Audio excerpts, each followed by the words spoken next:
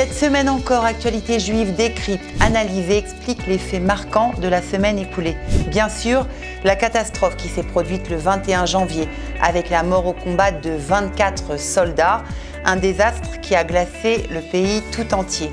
Bien sûr aussi les tâtonnements diplomatiques pour proposer de nouvelles tentatives permettant de délivrer nos otages. Et puis un gros plan sur les tunnels avec la voix d'un ingénieur qui nous éclaire véritablement sur l'aspect très concret de cette arme, probablement la plus redoutable dont l'organisation terroriste s'est dotée.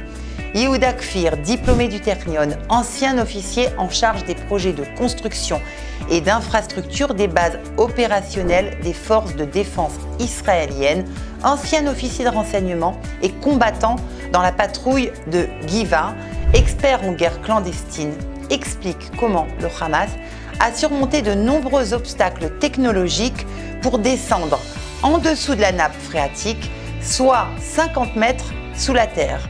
Une interview passionnante et exclusive comme seule Actualité Juive est en mesure de proposer aujourd'hui. Autre perle à retrouver dans nos colonnes cette semaine, les explications du producteur Mouli Segev de l'émission satirique culte Eretz Nehederet, qui parvient à faire de l'humour dans un pays en choc.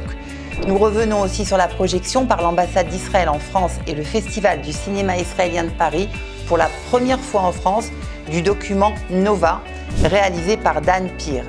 Et puis, en cette semaine du 27 janvier, qui commémore la libération des camps d'Auschwitz-Birkenau, Actualité Juive a réuni le président des fils et filles des déportés juifs de France, Serge Klarsfeld, et l'essayiste, journaliste, Claude Boschurberg, artisan de la page Mémoire d'Actualité Juive depuis 40 ans et de l'émission Mémoire et Vigilance sur Radio Shalom.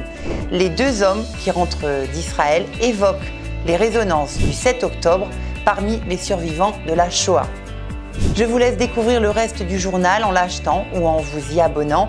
Lire Actualité Juive en ces moments où le peuple juif traverse une si grande épreuve est un acte militant.